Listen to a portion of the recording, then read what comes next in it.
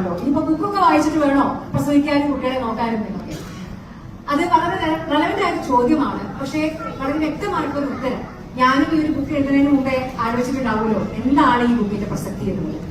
നോക്കൂ, നമ്മളെ ശരിയാണ്, നമ്മൾ ഗർഭിണിയായിരുന്നു, കല്യാണം കഴിക്കുന്നു, ഗർഭിണിയാവുന്നു, കുട്ടികളെ വളർത്തുന്നു, ഇതെല്ലാം എത്രയോ കാലമായിട്ട് സംഭവിച്ചുകൊണ്ടിരിക്കുന്ന കാര്യങ്ങൾ തന്നെയാണ്. പക്ഷേ നമ്മൾ കാലാകാലമായിട്ട് ചെയ്തുകൊണ്ടിരുന്നു എന്നുള്ള ഒറ്റ കാര്യമുണ്ട്, നമ്മൾ ചെയ്യുന്ന എല്ലാ കാര്യങ്ങളും ശരിയാവണം എന്ന നിർബന്ധം ഇല്ല, അല്ലെ?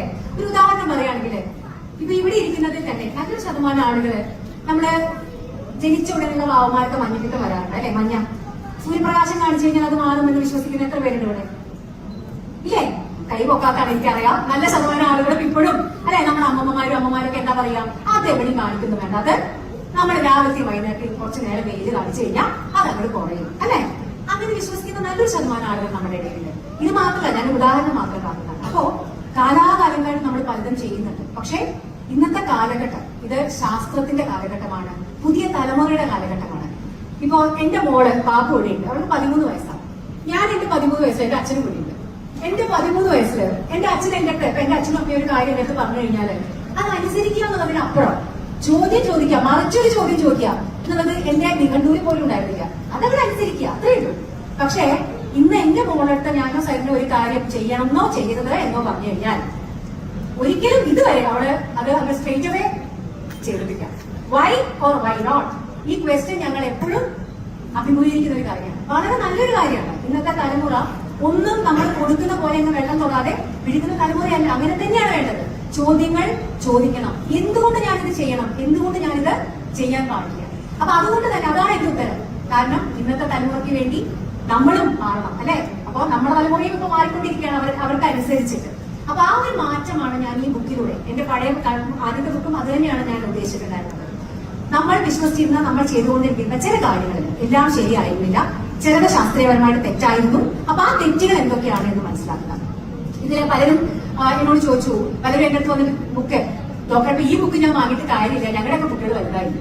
ഇതിപ്പോ പാവമാരെ പറ്റിയിട്ടല്ലേ?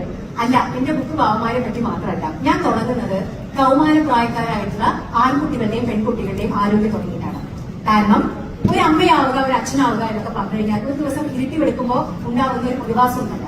അതിനുവേണ്ടി കൃത്യമായിട്ടുള്ള തയ്യാറെടുപ്പുകൾ ആവശ്യമുണ്ട്. നമുക്കറിയാം, വന്ധ്യത അഥവാ ഇൻഫെർട്ടിലിറ്റി ഇന്ന് നമുക്കിടയിൽ ധാരാളം, അല്ലെ? IVF ക്ലിനിക്കുകളുടെ ഒരു ചാകരയാണ് എവിടെ നോക്കിയാലും.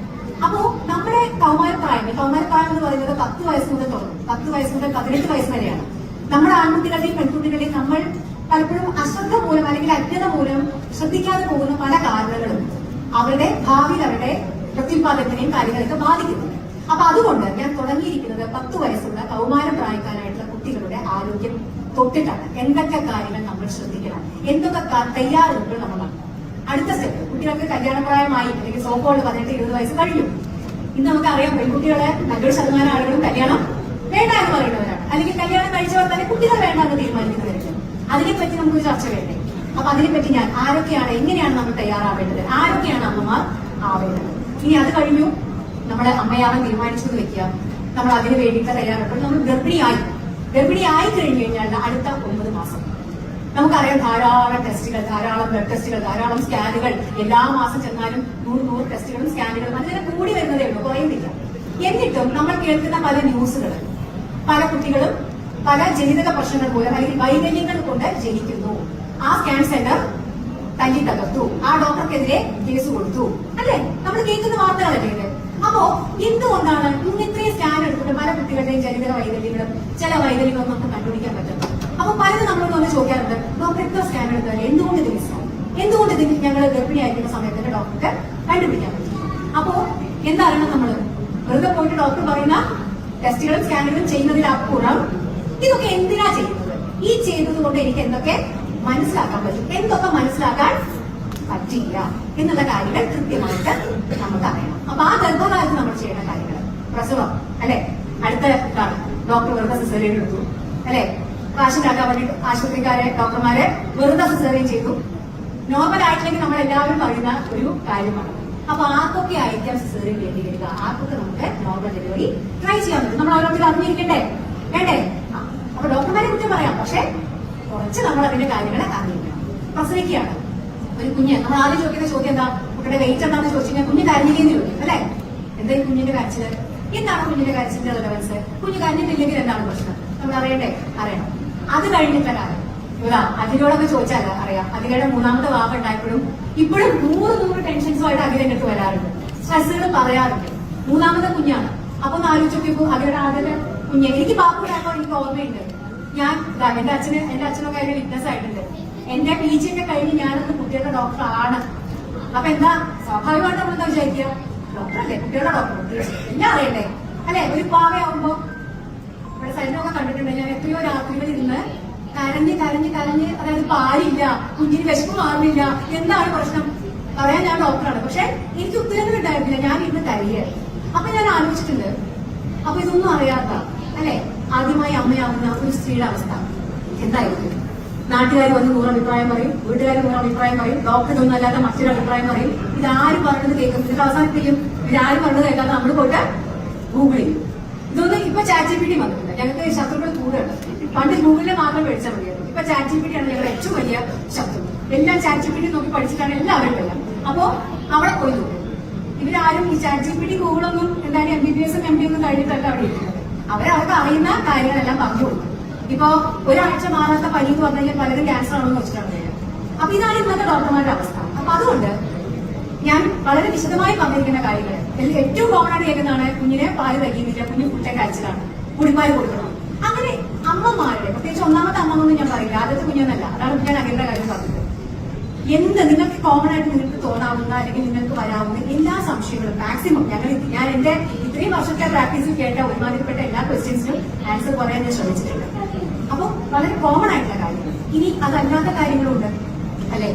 നവജാത ശിശുക്കളിൽ നമുക്ക് രോഗാവസ്ഥകൾ കാണാറുണ്ട്, അപസ്മാരം കാണാറുണ്ട്, മഞ്ഞപ്പിത്തം കാണാറുണ്ട്, പ്രശ്നകാരമായിട്ടുള്ള മഞ്ഞപ്പിത്തം കാണാറുണ്ട്, ശ്വാസതടസ്സം കാണാറുണ്ട്, ന്യൂബോൺ ICU, NICU നിങ്ങൾ കേട്ടിട്ടില്ലേ?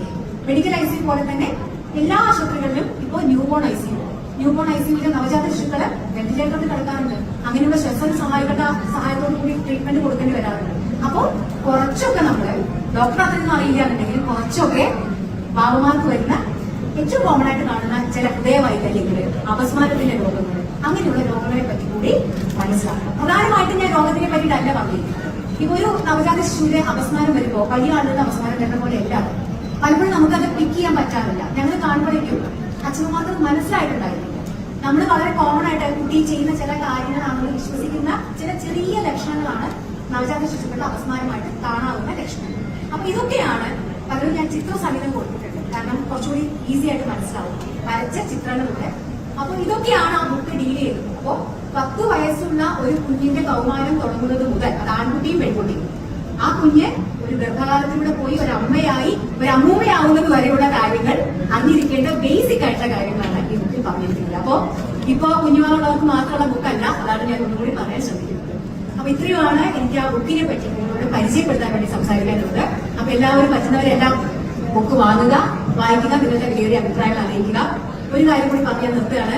നമ്മുടെ കുട്ടികളുടെ 28-നും 56-നും 100-കെട്ടിനും ഒക്കെ പോകുന്ന സമയത്ത് നമ്മുടെ ശീലം എന്താ ഗിഫ്റ്റായിട്ട് നമ്മൾ ഇപ്പോഴും കൊടുക്കാറ്? അപ്പൊ കുറെ മാറിയിട്ടുണ്ട്. പണ്ടെന്തായിരുന്നു?